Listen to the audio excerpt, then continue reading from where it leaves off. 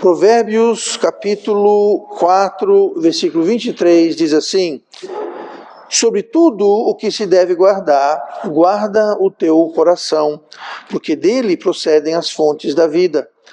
Desvia de ti a falsidade da boca e afasta de ti a perversidade dos lábios. Os teus olhos olhem para a frente e as tuas pálpebras olhem direto diante de ti. Pondera a vereda dos teus pés e todos os teus caminhos sejam bem ordenados. Não declines nem para a direita nem para a esquerda. Retira o teu pé do mal. Ano novo começando. Vida nova, novas decisões. Mas a verdade, tudo continua o mesmo. A não ser aquilo que nós mudamos. Um ano novo por si mesmo não vai trazer nada de novo, a não ser um calendário novo, uma folhinha nova, vai ter um número novo para o ano, mas tudo segue o mesmo até que nós tomamos alguma atitude. Nós lemos aqui no versículo 23, sobre tudo que se deve guardar, guarda o seu coração. Então, quero começar a primeira mensagem de 2026 tratando justamente dessa recomendação, dessa ordem, mais do que uma recomendação, sobre guardar o seu coração. E dependendo de como nós guardarmos o nosso coração, nós vamos então ter um ano diferente, melhor, ainda até do que o do ano passado. Então, tudo parte do coração. Por isso que a Bíblia diz, tudo que se guarda, guarda o coração. Porque dele procedem as fontes da vida, ou seja, todos os planos, as palavras, as decisões, as ações, tudo que nós fazemos, tudo que nós falamos, começa no coração.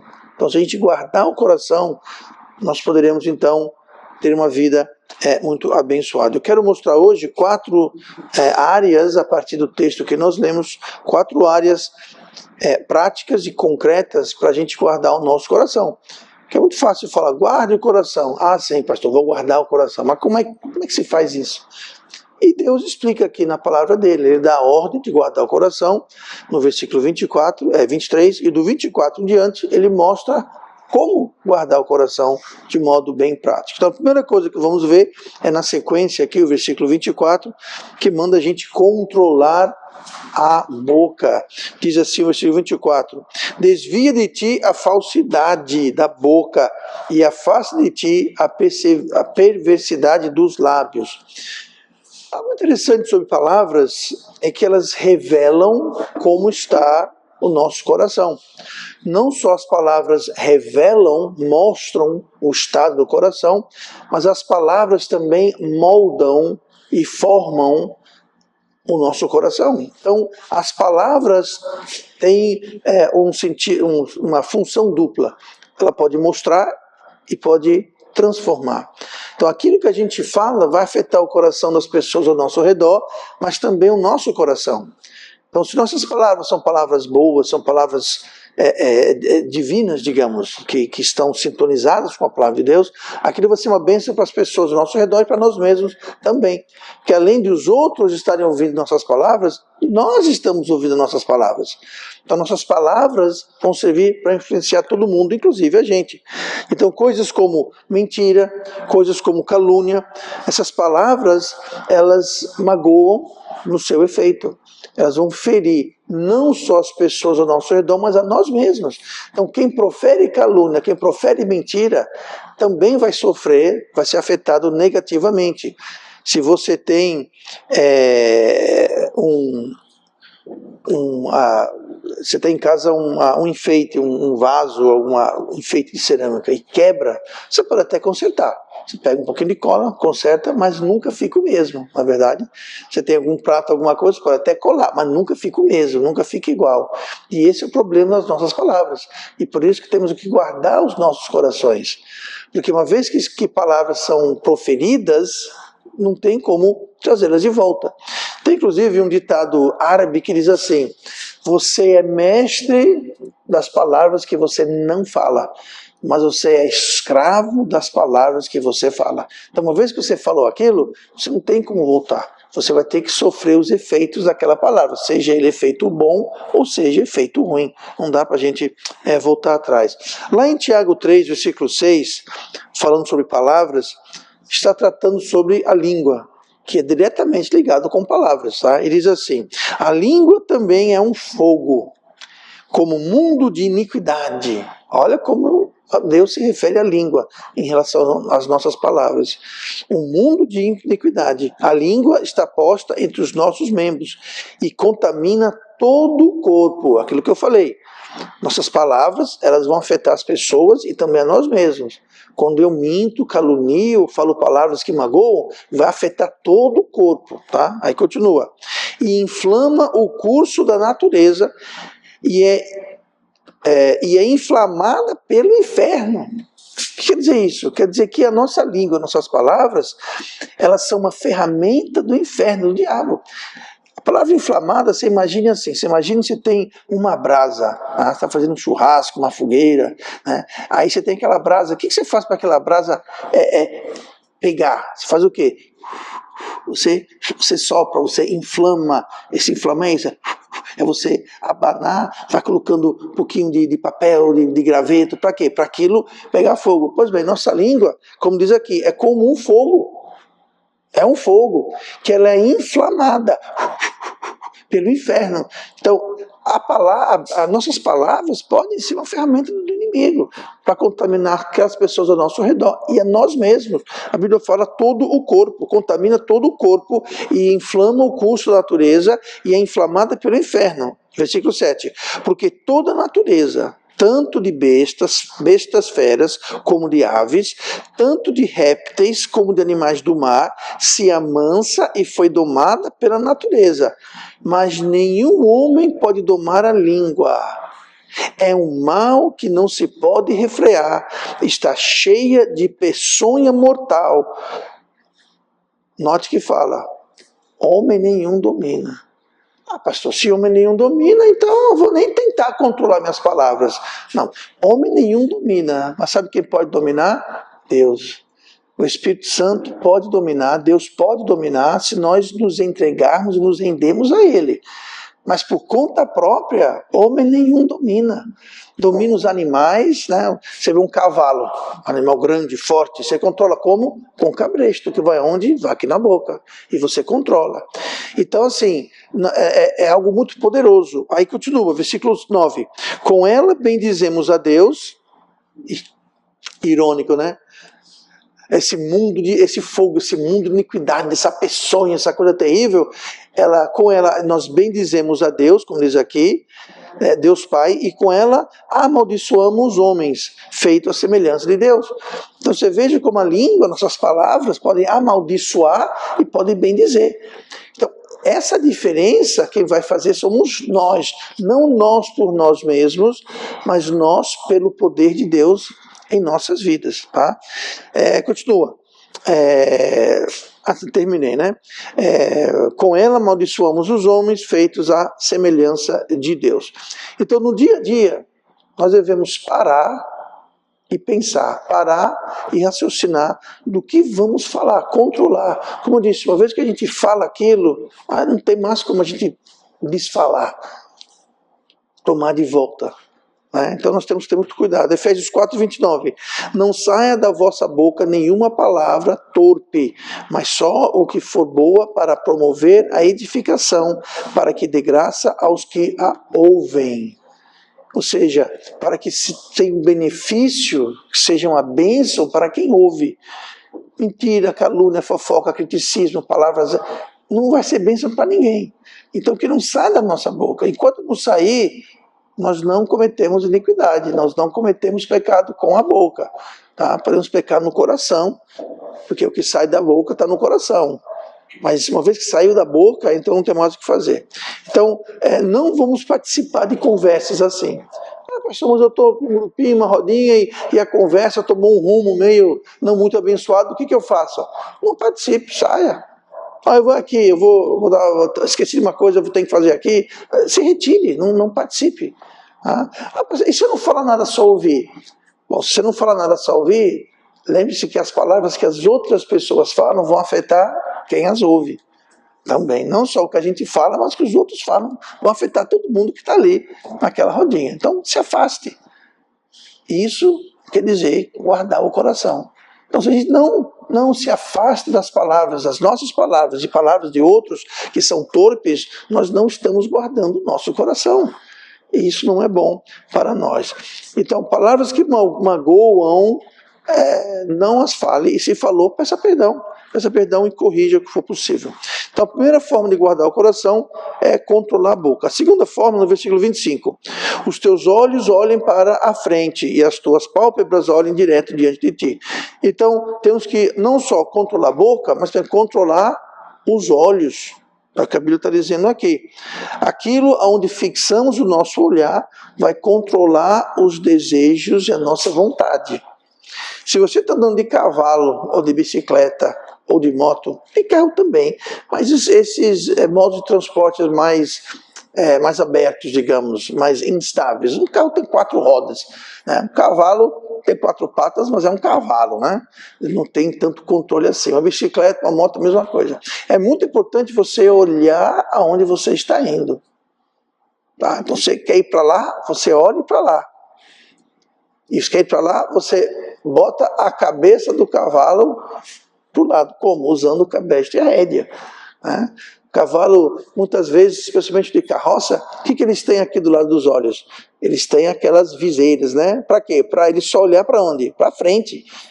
E você controla o frente do cavalo puxando nas rédeas. Por quê? Porque o cavalo vai aonde ele está olhando. Então você fixa o olhar dele para frente e você controla ele com as rédeas. Não é para ninguém estar botando isso no olho, mas o que diz aqui? Os teus olhos olhem para a frente, não fica olhando para um lado, para o outro. Você numa motobicicleta tá aqui, fica olhando aqui, queira ou não, vai para o lado que está olhando. Por isso que em cavalos você coloca aquela viseira, tá? Para você poder controlar o olhar, senão ele não vai onde você quer, ele vai onde o cavalo quer, ele vê alguma coisa e vai embora. Então, a Bíblia fala que devemos controlar os nossos olhos. O Salmo 101, versículo 3, fala assim: não porei coisa má diante dos meus olhos, odeio a obra daqueles que se desviam, não me pegará a mim. Então, note como fala aqui a questão de colocar alguma coisa diante dos olhos e fala sobre desviar. Se você começa a contemplar coisas más, você vai acabar indo em direção, você vai se desviar em direção daquilo. Eu vou dar um exemplo bem prático do que isso quer dizer. Isso quer dizer, por exemplo, você proteger os olhos de anúncios ou situações que vão trazer alguma tentação na sua vida. Eu vou dar um exemplo aqui. Ninguém aqui bebe, certo? Mas alguém que tem um problema com bebida? Alguém que talvez já foi alcoólatra? Ninguém não foi alcoólatra, mas gosta de tomar uma, como dizem proverbial. É muito importante que você não fique em locais onde tem uma a ser tomada. Não, pastor, mas uns amigos lá, tá na mesa ali, tem umas bebidas ali, mas eu tô só sentado. Tá colocando de frente dos seus olhos uma coisa má?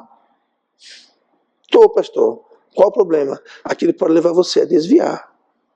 A Bíblia está dizendo aqui: não colocarei nada diante de mim, porque aquilo vai causar um desvio. Tá? Porque aquilo que você olha que vai determinar o seu caminho, o seu desejo, a sua vontade. Outra coisa é até, por exemplo, propaganda. Tem que ter muito cuidado com propaganda. Por quê? Porque aquilo vai... É tão poderoso a questão de propaganda na televisão, onde que seja, que propaganda custa caro. Por quê? Porque quando você coloca alguma coisa na frente do olhar de alguém, aquilo vai influenciar aquela pessoa. E não necessariamente uma coisa errada. Pode botar lá uma propaganda de uma geladeira. A geladeira está boazinha, está novinha funcionando, mas você botou o olho naquela geladeira, aquela geladeira agora, pronto, você acabou de plantar uma semente e você agora, do nada, quer comprar aquela geladeira ou o que seja. Tá? Nada errado em comprar uma geladeira, mas veja o poder de influência que tem colocar coisas na frente dos nossos olhos. E quando você fala de televisão, o preço de um anúncio na televisão é algo absurdamente caro. Por quê? Porque você está colocando na frente das pessoas muitas pessoas, algum produto, bom ou ruim não interessa, mas alguma coisa está ali. E às vezes não é nem produto, às vezes são coisas ruins. Uma programação que tem adultério, que tem profanação, que tem pecado. Mas eu só estou assistindo. Está colocando na frente dos seus olhos uma coisa má. E aquilo vai influenciar você, aquilo vai normalizar. Quando minhas filhas eram pequenas, a gente não permitia esse tipo de coisa. Se algum filme, alguma coisa, passava alguém bebendo, por exemplo, ou fumando, parava na hora ou pulava aquela cena. Por que isso, pastor? Eu não quero que elas fiquem acostumadas com esse tipo de coisa. Tanto que certa vez, eu não lembro qual das duas foi, a gente estava no supermercado, faz tempo, né? Porque podia fumar em supermercado, que hoje é proibido, né? Graças a Deus. Mas estava no supermercado e uma das minhas filhas, pequenininha, deve ter uns 3, 4 anos, viu uma mulher fumando um cigarro. Ela falou: olha, mãe, uma mulher do diabo. Porque ela estava fumando, entendeu? Aí a gente, estrategicamente, fomos numa direção e ó, entendeu? Mas você vê, elas estavam tão chocadas, elas sabiam que aquilo era errado. Então aquilo chocou tanto que ela falou: olha, mulher do diabo, mulher errada, está errada. Agora, se a criança está acostumada com aquilo e vê aquilo, é muito mais provável que daqui a pouco, quando ela crescer, ela vai estar o quê? Vai estar também cometendo aquela coisa. Então, é importante proteger os olhos. É o que a Bíblia está dizendo aqui. É muito importante controlar e proteger os olhos. E os olhos indisciplinados, os olhos descontrolados, eles trazem trevas ao nosso coração e à nossa mente. Olha o que fala Mateus 6, 23. A candeia do corpo são os olhos, de sorte que, se os teus olhos forem bons, todo o teu corpo terá luz. Veja a influência dos olhos em todo o corpo. 23. Se, porém, os teus olhos forem maus, todo o teu corpo será tenebroso. Se, portanto, a luz que em ti há são trevas, quão grandes serão as trevas, tais trevas. Então, fala, o olho, ele traz a luz. Você sabia, eu vou dar aqui um bônus, você sabia que os nossos olhos são uma extensão do cérebro? Quando você olha para o olho de alguém, você está vendo uma extensão. É como se o cérebro criou um nervo para frente, com duas bolas aqui na frente. Isso aqui, aquilo lá, não é que está ligado ao cérebro, aquilo é o cérebro. É uma extensão direta do cérebro. Então, quando aquilo tem a função de trazer luz, aí que fala, se a luz... Vou ler aqui de novo o versículo 26. Se, porém, os teus olhos forem maus, aí fala, se, portanto, a luz, ou seja, o que entra nos olhos, se a luz que tem em ti são trevas, quão grandes serão tais trevas? Ou seja, se o que entra no teu olho, ou seja, o teu olho é o caminho da luz, porque o cérebro está aqui dentro do crânio. O cérebro está escondido aqui. O cérebro em si está no escuro, a não ser pelas extensões dele aqui, que a função é trazer luz, certo? Então fala, se essa luz são trevas, luz, trevas, é um jogo de palavras. Se a luz que está entrando é ruim, é trevas, é mal, quão grandes serão, porque está entrando trevas. Não trevas de falta de luz, mas trevas daquilo que é errado, aquilo que é perverso, aquilo que Deus não quer que entre. Então, se o que entra, se a luz são trevas, quão grandes são as trevas? Então, existe uma ligação direta entre o que a gente vê e o nosso corpo, nossa mente, nosso coração. Por isso que a Bíblia fala, acima de tudo que se guarda, guarda primeiro o coração. Então nós precisamos ter isso em mente sempre, sempre, sempre. Aquilo que assistimos, seja no computador, no cinema, na televisão, no celular, aquilo que ouvimos também, como nós vimos aqui, né, guardar a boca, o que nós falamos, o que nós ouvimos, tudo que entra no nosso coração. Então nós temos que, para guardar o coração, controlar a boca, aquilo que fala, controlar os olhos, e também aqui no versículo 26, controlar os pés. Como assim, pastor? Vamos lá, 26. Pondera a vereda dos teus pés, e todos os seus caminhos sejam bem ordenados. Então vamos lá. Pondera a vereda dos teus pés. O que é vereda? É caminho. Então aqui Deus está dizendo, olhe aonde você anda. Pondere, pense, raciocine. Não seja desordenado. Olha aqui. E todos os teus caminhos sejam bem ordenados. O que é ordenado? Planejados, com propósito, com ordem. Tá? Que não seja assim, aonde o vento levar, aonde a maré levar. Não, seja ordenado, sejam teus pés ponderados, planejados. Então pense. Vou dar um exemplo aqui. Se você está indo para certo lugar, mas no caminho tem um show, uma festa de arrombo, uma bagunça, e gente se drogando, se embebedando, sabe o que você faz? Tente desviar. Pondere. Tá? Não passe assim de forma, onde dá, deu. Eu vou andando e seja o que Deus quiser. Não, pondere, ordene. Todas suas veredas, todos os seus passos sejam bem ordenados e não deixado ao acaso. Então, aonde você anda, com quem você anda, também afeta o nosso coração.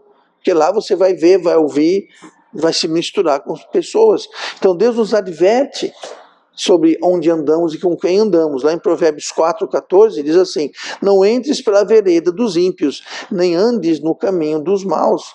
De novo a palavra vereda, né? A gente lê no 26, pondera a vereda dos teus pés. E Provérbios 4,14 fala: não entres pela vereda dos ímpios. Então, se você está caminhando e aquilo está parecendo com o caminho, ou você está andando no caminho dos ímpios, caia fora, ordene, reaja, faça alguma coisa. E nem ande no caminho dos maus. Tá? Então nós temos que escolher bem aonde e com quem nós vamos andar, com quem nós vamos caminhar. Tá? É importante ter uma rotina, né, de fazer isso. E não simplesmente ser pego de surpresa. Continuando aqui, e a última dica de como guardar o coração é controlar a direção. Controlar a boca, controlar os olhos, tá? Controlar os pés e controlar a direção. Diz assim, na sequência, o 27. Não declines nem para a direita, nem para a esquerda. Retira o teu pé do mal. Então veja bem, não declines nem para um lado e nem para o outro. Está falando sobre direção. Na nossa vida, nós temos duas coisas importantes. Uma é direção e a outra posição. Posição é onde nós estamos. Direção é onde nós estamos indo. Nós podemos ter uma posição muito boa. Podemos ter uma posição boa de saúde, uma posição boa financeira, uma posição boa espiritual, pode ter uma posição boa familiar. Então, a nossa posição é muito bom e é bom estar numa posição boa. Porém, mais importante do que a nossa posição é a nossa direção.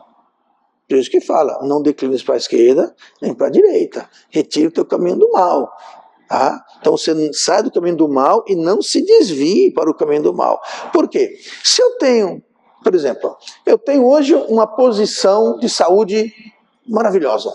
Minha pressão está boa, minha glicemia está boa, meu coração está bom, meu pulmão está bom, está tudo bom, minha saúde está maravilha. Só que a direção que eu estou andando de saúde é ruim. Eu só como porcaria, não faço exercício, só como salgadinho, tomo refrigerante, começo a beber, a fumar. O que vai acontecer com a minha posição? Eu tomando uma direção assim com a minha saúde, a minha posição rapidamente vai ser perdida. Então, onde uma época eu tinha uma saúde boa, devido à direção que eu tomei, eu perdi minha posição. É a mesma coisa na família.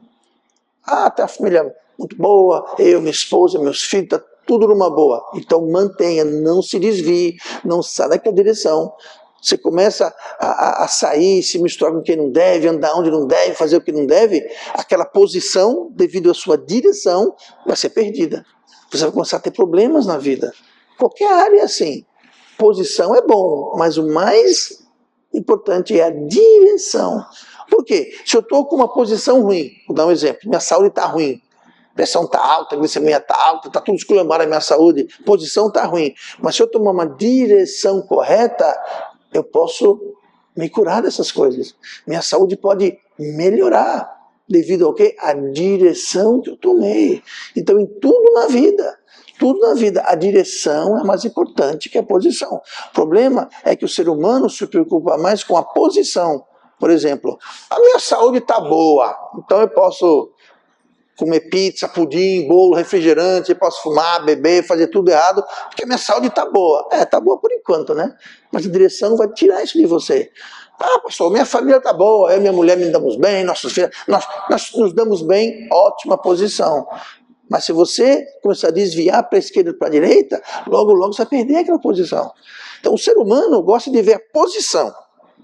Né? Ou senão assim, a pessoa só vai se preocupar com a saúde quando não tem mais saúde, né? A pessoa vai se preocupar com a família quando a família está toda esculhambada. Aí vai começar a preocupar e orar e ver. Não. Tá boa a coisa. Mantenha, não se desvie, mantenha aquela direção. A coisa está ruim, então mude a direção. Se está ruim, então mude. Se está ruim, é porque a direção não está boa que você está indo. Então mude a direção para uma coisa boa. Então direção é mais importante que posição. E aqui o que Deus está dizendo. Não declines nem para a direita nem para a esquerda. Lembrando que o versículo anterior está falando sobre andar no caminho certo. Você está no caminho certo? Então beleza, não se desvie. Mantenha aquela direção. Mantenha aquela direção para manter aquela boa posição. Outro grande perigo nessa área é a gente fazer pequenas concessões. Como eu estou numa boa posição, então eu vou começar a fazer umas coisinhas erradas aqui, eu posso me dar o luxo de fazer umas coisinhas erradas ali. Não. Porque a galinha enche o papo aos poucos. E o pecado nos engana aos poucos. A pessoa só percebe que está enrolada, escravizada pelo pecado, depois de muito tempo andando naquele caminho. Eu já dei aqui o exemplo sobre o sapo. Não faço isso em casa, mas se você pegar uma panela, coloca água fria e bota um sapo dentro, o sapo fica lá numa boa. Aí você pega a panela e bota no fogo. O sapo fica lá numa boa. A panela vai, a água fica mais quente, e o sapo vai se acostumando aos poucos ao calor da panela, da água na panela. Ele fica lá até morrer. Ele vai se acostumando. Agora você pega uma panela com água morna que seja e joga o sapo lá dentro, o sapo não fica, ele pula fora na hora. O problema é que quando é aos poucos a gente não percebe, a gente vai se acostumando. Tá? Isso aqui não é receita de sopa de sapo, tá, gente? Não é isso. Estou dando um exemplo. Não faça isso em casa. Acredite em mim, tá? Deixe o sapinho em paz. Mas é assim com o pecado. É um pouquinho ali, um pouquinho aqui, a gente vai fazendo ali, um pouquinho. De pouco em pouco a galinha enche o papo. E é assim que o diabo trabalha. É de pouco em pouco. Ele não vai jogar você numa panela quente, ele vai te colocar numa panela fria, vai aumentar o fogo, e a gente vai se acostumando, quando vai ver está fervendo, e nós estamos fritos, praticamente. Né? Hebreus 3:13 fala assim: vede, irmãos, que nunca haja em qualquer de vós um coração mau e fiel, para se apartar do Deus vivo. Note que ele está falando a irmãos, vede irmãos, ele está falando para crente. Pessoal, como é que alguém vai ter um coração mau e infiel? Como é que um crente vai ter um coração mau e infiel? Quer saber como? Aos poucos. Você não vai acordar um dia e do nada ter um coração infiel e mau. Vai acontecer aos poucos. E aqui fala, vede, irmãos, que não haja. Esse vede quer dizer, olhe bem, pondere, atente, tome cuidado, examine, que não haja em vós um coração mau e infiel. Então, é possível um crente ter um coração mau e infiel, como? Aos poucos. Isso tem tudo a ver com direção. Com direção. Tá? Eu estou aqui numa linha reta. Tá? Se eu desviar só um pouquinho e der um passo para frente, você quase que não percebe a mudança. Mas se eu vou dar um passo até aquela parede lá atrás, a diferença vai ser vários metros. Porque foi aos poucos. E é aí que está o perigo. Nós nos desviamos, nós perdemos a direção aos poucos. E temos que ter muito cuidado com isso. Tá? Deixa eu ler aqui mais um versículo rapidinho, já terminando. 1 Samuel 16, versículo 7. Porém o Senhor disse a Samuel, não atentes para a sua aparência, nem para a grandeza da sua estatura, porque eu tenho rejeitado, porque o Senhor não vê como vê o homem, pois o homem vê o que está diante dos olhos, porém o Senhor olha para o coração. Então a gente só enxerga com isso. Então a gente muitas vezes não vê essas pequenas diferenças. Só que Deus vê o coração. Deus vê que de trás e à frente de toda pequena diferença tem um grande problema adiante. E por isso que Deus fala, guarda o coração. Guarda o coração. E devemos sempre estar atentos a isso. Vigiar pequenas coisas que parece que não vão nos desviar, são as mais perigosas. Aquelas coisas pequenininhas, disfarçadas, são as mais perigosas. Então devemos perceber logo, voltar logo, colocar o pé no caminho direito. Tudo isso para fazer o quê? Tudo isso para fazer o que a Bíblia manda em Provérbios 4:23. Sobre tudo que se deve guardar, guarda o teu coração, porque dele procedem as fontes da vida. Tá? É uma realidade. Nós guardamos muita coisa. Guardamos roupa, guardamos nossas casas, nós trancamos, né? Não é todo mundo que entra, nós guardamos. E devemos fazer isso. Mas acima de tudo que a gente guarda, tudo que a gente protege, tudo que a gente zela, guarda primeiro o coração.